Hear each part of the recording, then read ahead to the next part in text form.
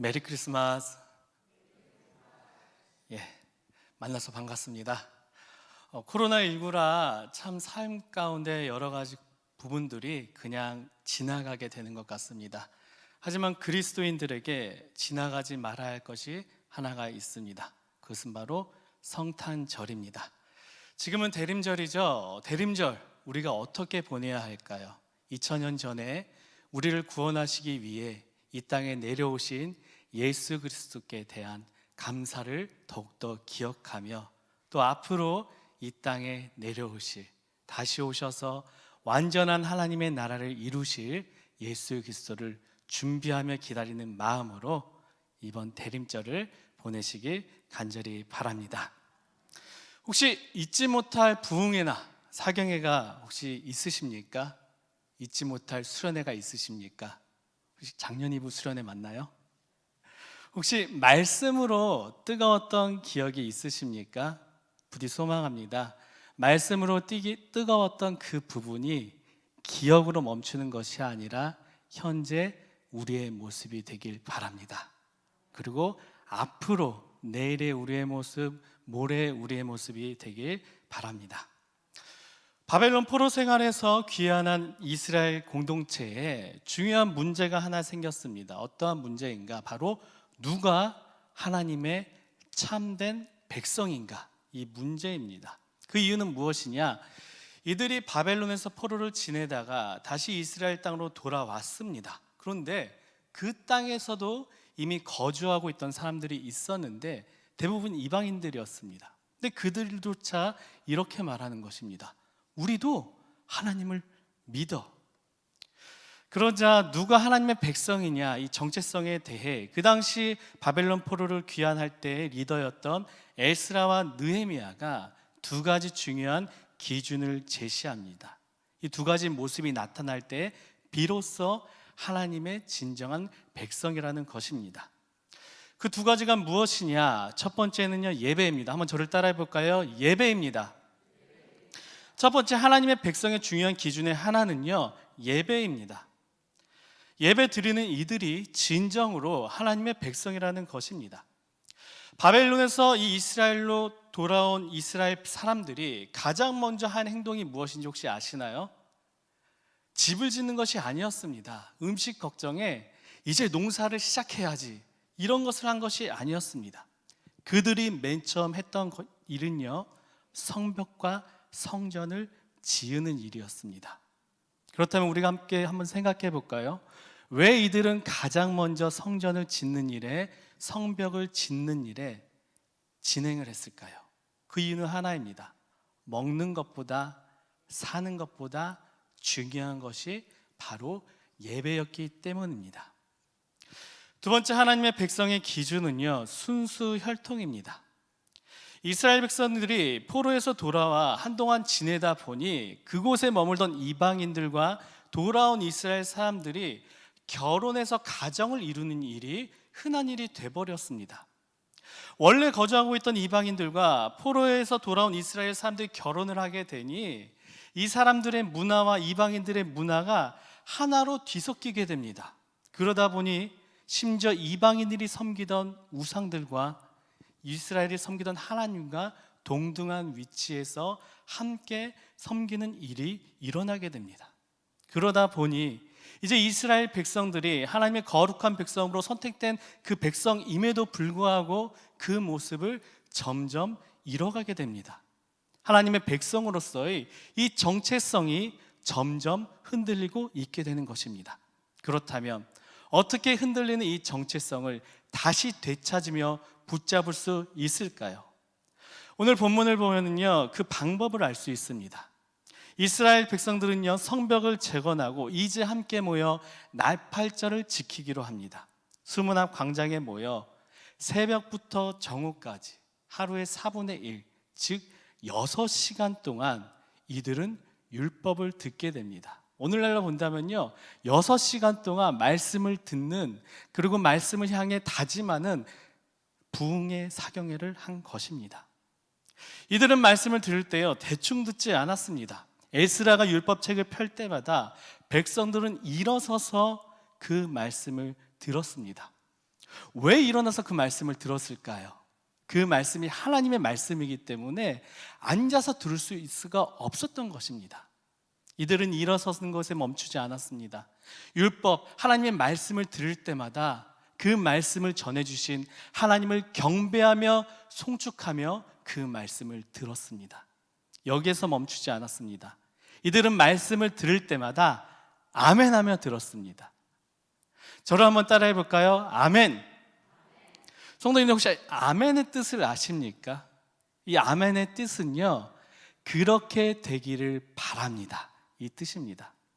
말씀을 들을 때 아멘이라고 하는 그 반응은요, 그 말씀대로 이루어지길 원한다는 그 뜻입니다. 내 마음대로 이루어져서 그 아멘하는 것이 아니라 하나님의 말씀이 그대로 이루어지기 바랍니다. 이러한 소망함으로 반응하는 것이 바로 이 아멘입니다. 이렇게 일어서서 하나님을 경배하며 손축하며 아멘하며 이 율법을, 하나님의 말씀을 듣다 보니 이 이스라엘 백성들이 자신들의 삶 속에 녹아져 있던 부끄러운 모습을 하나둘 발견하게 됩니다. 말씀의 조명으로 내 삶의 어두운 구석구석까지 비춰지게 되니 그동안 내가 너무나 당연시 여겼던 이 죄의 모습들이 구체적으로 너무나 드러나게 되는 것입니다. 그러다 보니 이들의 눈에 눈물이 멈추지 않게 됩니다. 하나님의 말씀을 내가 지키며 살지 못하고 있었구나.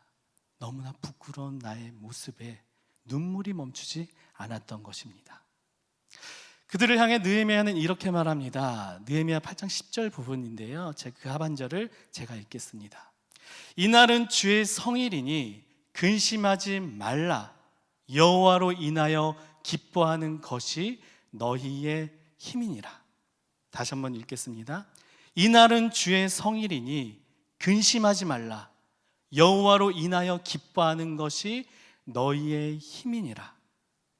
느헤미야는요, 이 자신들의 죄악의 모습에, 말씀으로 그 깨어지는 그 죄의 모습에 멈추지 않았던 그 눈물로 정말 하나님 앞에 부끄러운 모습으로 무릎 꿇며 있었던 이스라엘 백성들에게 이렇게 말합니다. 슬퍼하지 말라, 근심하지 말라. 여호와로 인하여 기뻐하는 것이 너희의 힘이니라. 저희가 한번 생각해 볼까요? 죄에 대한 모습을 발견하고 이 말씀을 알게 돼서 눈물을 흘리고 있는데 왜 느헤미야는 근심하지 말고 기뻐하라고 했을까요? 이유는 딱 하나입니다. 말씀에 그렇게 기록되어 있었기 때문입니다. 이들이 지켰던 절기는요, 나팔절입니다. 나팔절은 어떤 절기냐? 함께 모여 하나님의 말씀을 들으며 서로 부족한 것들을 나눠주며 함께 기뻐하는 날이 바로 나팔절이었습니다. 근심하는 날이 나팔절이 아니라 함께 하나님 앞에 하나님의 백성으로서 기뻐하는 그날이 바로 나팔절이었습니다. 여기서 우리는 참된 회개의 모습이 무엇인지 발견할 수 있습니다. 성도님들, 회개는요, 단순히 죄에서 돌아서는 그 모습이 회개가 아닙니다. 기독교가 말하는 그 회개는요, 내 삶이, 내 행동이 말씀대로 살아가는 것, 이것이 바로 참된 회개의 모습입니다. 이스라엘 백성들은요, 말씀을 듣고 이제는 진정한 회개 운동을 시작합니다. 리더들부터 시작하여서 말씀대로 살지 못했던 모습들을 다짐하며 이제는 우리가 말씀을 따라 말씀을 행하며 살아가 보겠습니다. 심지어 서약을 하고 구체적인 내용들을 적어 나갑니다. 어떠한 모습들을 말씀으로 다시 돌리겠느냐? 먼저 우리는 안식일을 지키겠습니다. 그리고 11조도 드리겠습니다. 그리고 이방인들과 이제는 결혼하지 않겠습니다. 주의 전을 우리의 마음과 정성으로 채워보겠습니다. 그동안 이들이 행동하지 않았던 그러한 말씀의 일들이 이제는 이들 공동체 가운데 서약까지 하며 다시 일어나게 된 것입니다. 말씀으로부터 진정한 회개의 운동이 이제 이들 공동체의 시작이 된 것입니다.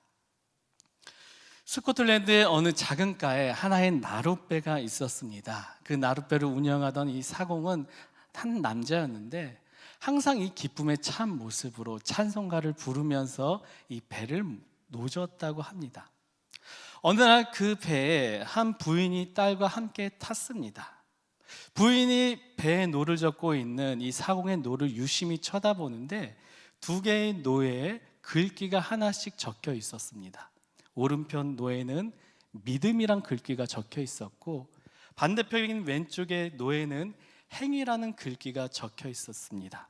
부인이 궁금해합니다. 사공에게 물어봅니다. 이 노에 적혀 있는 것이 과연 무슨 뜻입니까? 그러자 사공이 이렇게 말합니다. 보시는 대로입니다. 이 배는 믿음과 행위대로 앞으로 가고 있습니다. 한쪽이 없으면요, 아무리 노를 저어도 앞으로 나가지 못하고 그 자리에서 그냥 뱅뱅 돌 뿐입니다. 이 배는 말씀을 듣는 믿음과 그리고 행위로 앞으로 나아가고 있습니다. 이렇게 사공은 답했습니다. 이제 말씀을 정리하고자 합니다. 포로로 귀환한 이스라엘 백성들은 잃어버렸던 하나님의 백성으로서의 정체성을 회복하게 됩니다. 그 시작은 바로 말씀으로부터 되었습니다. 사랑하는 성도님들, 우리 공동체에 부흥이 일어나길 원하십니까? 회복이 일어나길 원하십니까? 그 시작은 바로 말씀에서부터 되는 것입니다. 우리가 먼저 말씀을 읽을 때에 거기에서부터 하나님의 백성으로서의 이 회복이 일어나게 되는 것입니다. 우리 작년 2부 성도님들, 한 주간 얼마나 성경을 가까이 하며 살아오셨습니까? 기억하십니까? 믿음은 들음에서부터라고 바울은 말했습니다. 성경 말씀을 보고 듣고 그리고 읽으십시오. 그리고 여기서가 끝이 아닙니다. 말씀을 들었다면은 이제는 우리가 어떻게 해야 될까요? 행해야 됩니다. 야고보서는 분명하게 말합니다. 행함이 없는 믿음은 죽은 것이라. 우리가 아무리 성경 말씀을 읽고 듣고 심지어 많이 알고 외우고 있다고 할지라도 행하지 않는다면은 그 믿음은 죽은 것이라는 것입니다. 우리 영등포 교회에 부흥이 일어나길 간절히 바랍니다. 우리 교회로부터 우리 도시에 정말 부흥이 일어나기 원합니다. 우리 도시로부터 시작하여서 우리나라에 부흥이 일어나기 원합니다. 시작은 어디서부터일까요? 바로 우리부터, 바로 나부터 성경 말씀을 읽는 것에서부터 시작이 되는 것입니다. 내가 먼저 말씀을 읽고 그리고 읽은 말씀대로 내가 행하며 나아갈 때에 부흥은 일어나게 될 것입니다. 부디 작년 2부가 우리 영등포교회의 부흥의 그 자리에 앞장서시길 주님의 이름으로 축원합니다. 기도하겠습니다. 사랑과 은혜가 충만하신 하나님 아버지, 작년 2부가 이 시간 잠잠히 하나님의 말씀을 듣습니다. 포로에서 돌아온 이스라엘 백성들에게 일어난 회개의 운동이 우리에게도 지금 일어나게 하여 주시옵소서. 말씀을 읽고 듣고 그리고 행하여서 말씀대로 움직이는 회개 운동이 우리에게 일어나게 하여 주시옵소서. 그 시작이 나로부터 되게 하여 주시고 우리 영등포교회 부흥의 시작이 우리 작년 2부로부터 시작이 되게 하여 주시옵소서. 코로나19 시대에 정말 너무나도 많은 부분의 회복이 필요합니다. 내가 먼저 말씀을 가까이 하여 하나님 백성으로서의 회복이 일어나게 하여 주시고 작년 2부가 말씀을 가까이 하여 우리 영등포 교회에 회복이 일어나게 하여 주시옵소서. 우리의 힘으로는 너무나 부족합니다. 성령님, 한 주간도 우리에게 마땅히 행할 만한 능력을 내려 주시옵소서. 이 모든 말씀 살아계신 우리 주 예수 그리스도의 이름으로 간절히 기도드립니다.